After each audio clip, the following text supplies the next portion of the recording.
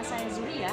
Nah, pada kesempatan kali ini saya akan membahas terkait dengan materi akuntansi dalam kehidupan sehari-hari yang saya hubungkan dengan masa pandemi COVID-19 ini. Nah, pada hari ini pokok pembahasan kita yaitu berkaitan dengan bagaimana sih cara seseorang untuk mengelola sumber daya keuangan orang tersebut pada masa pandemi seperti ini. Nah, untuk lebih tahunya, ikuti video saya terus ya teman-teman.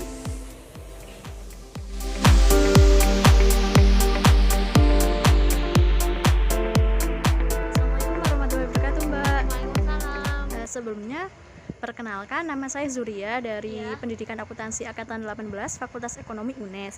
Nah, sebelumnya dengan Mbak siapa?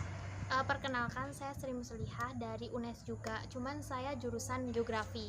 Gimana ya Mbak? Mohon maaf mengganggu waktunya nih ya Mbak. Iya, nggak apa-apa. Saya mau bertanya terkait dengan materi akuntansi yang nanti saya akan tanyakan, karena ini berkaitan dengan tugas terkait dengan materi akuntansi dalam kehidupan sehari-hari yang saya hubungkan dengan kondisi pada saat ini, yaitu kondisi pandemi 19.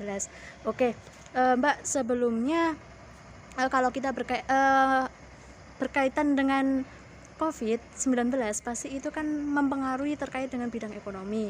Nah, kalau misalkan bidang ekonomi itu kan tidak jauh-jauh dari masalah penghasilan dan hutang. Nah, sebelum kita melangkah lebih jauh nih Mbak, apa sih yang Mbak ketahui tentang penghasilan dan hutang? Kalau definisi penghasilan dan hutang menurut saya sendiri ya, kalau penghasilan itu sesuatu yang kita dapat dari hasil kerja kita, sedangkan kalau hutang adalah sesuatu yang kita lakukan karena kita terpaksa nggak bisa memenuhi kebutuhan kita, dan itu semua keduanya itu berkaitan dengan uang sih. Itu aja sih menurut saya. Oke, kalau pada masa pandemi ini, untuk kondisi ekonominya Mbak sendiri bagaimana kalau terkait dengan penghasilan dan hutang itu? Kalau sebelum sama sesudah pandemi ya, kalau kondisi ekonomi tentu berpengaruh ya Mbak.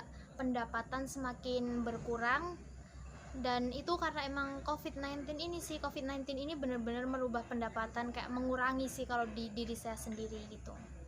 Oke. Sebelumnya nih Mbak, kalau pada masa pandemi ini Mbak melakukan atau menyusun skala prioritas kebutuhan nggak sih untuk menyesuaikan dengan penghasilan itu sendiri?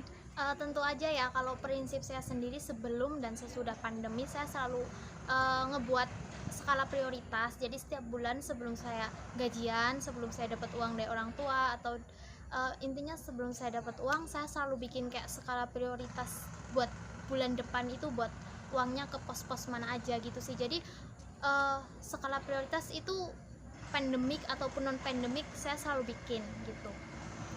Oke, kalau untuk pencatatan transaksi, misalkan Mbak melakukan belanja, nah itu Mbak melakukan pencatatan nggak?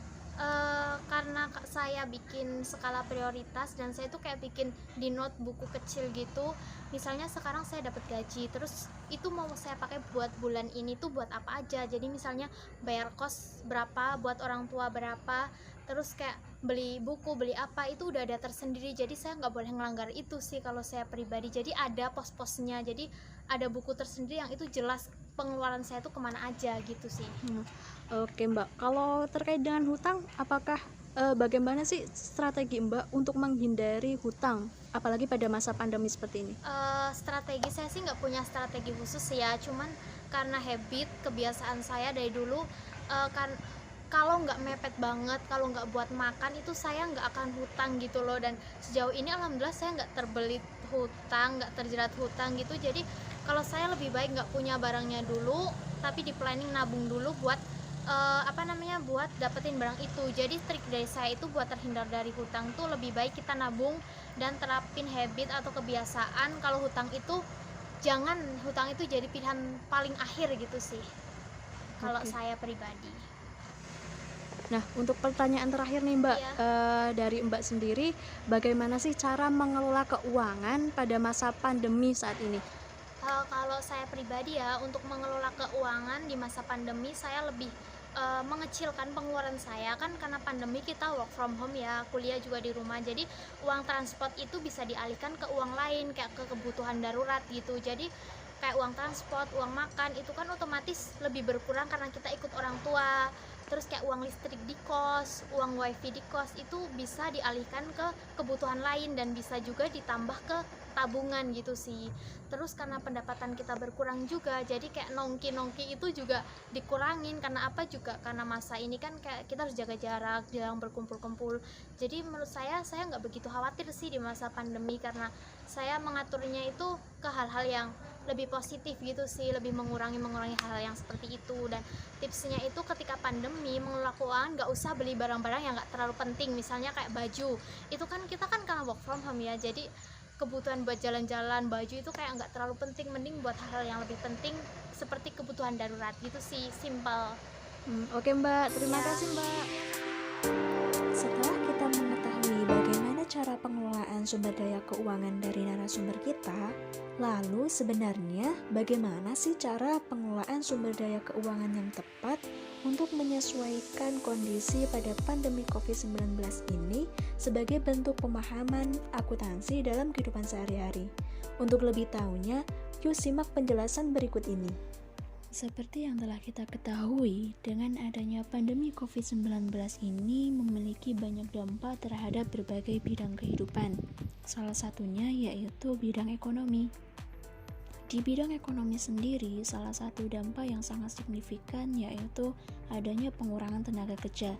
Hal ini menyebabkan penghasilan yang diperoleh seorang individu mengalami penurunan dan dapat berpengaruh terhadap kemampuan dalam memenuhi kebutuhannya. Untuk itu, pada masa-masa sulit seperti ini, seorang individu harus mampu mengelola dan mengatur manajemen keuangan agar dalam mengelola keuangan untuk memenuhi kebutuhannya itu dapat dilakukan secara efektif dan efisien. Berikut adalah 4 hal penting dalam akuntansi rumah tangga. Yang pertama yaitu penganggaran.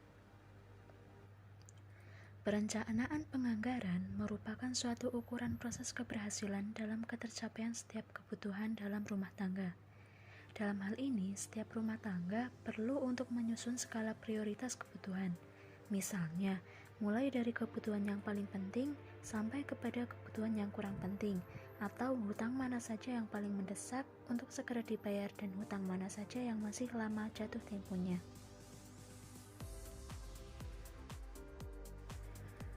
Yang kedua yaitu pencatatan.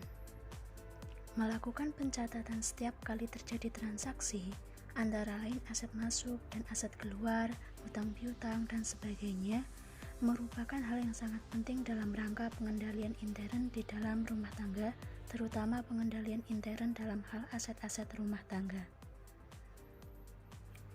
Selanjutnya yang ketiga yaitu pengambilan keputusan. Merupakan suatu sifat dan sikap kehati-hatian untuk setiap kebutuhan dalam penerapan akuntansi rumah tangga.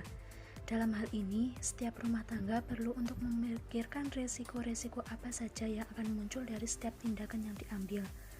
Misalnya, ketika uang kas rumah tangga tidak mencukupi untuk memenuhi kebutuhan rumah tangga, maka rumah tangga tersebut perlu meminjam dana dari pihak lain atau dengan kata lain hutang dengan menggunakan agunan. Dalam situasi ini, rumah tangga perlu untuk menimbang besarnya bunga dan jangka waktu yang ditetapkan oleh pihak yang memberikan pinjaman tersebut, apakah nantinya rumah tangga ini mampu untuk membayar bunga pinjaman tersebut. Dan yang terakhir yaitu perencanaan jangka panjang. Merupakan suatu bentuk investasi yang diharuskan bagi kalangan kehidupan dalam rumah tangga. Misalnya, ketika mempunyai kelebihan uang, akan lebih baik menabung sedikit dari penghasilan tersebut dan memiliki komitmen untuk tidak mengambil tabungan tersebut dalam jangka waktu yang panjang, misalnya 3 tahun atau 5 tahun. Dengan menabung sedikit demi sedikit dari sedikit penghasilan yang dimiliki, maka tentu saja nantinya akan menjadi banyak dan mampu memenuhi sebagian dari kebutuhan dalam rumah tangga. Demikian yang dapat saya sampaikan. Saya ucapkan terima kasih. Wassalamualaikum warahmatullahi wabarakatuh.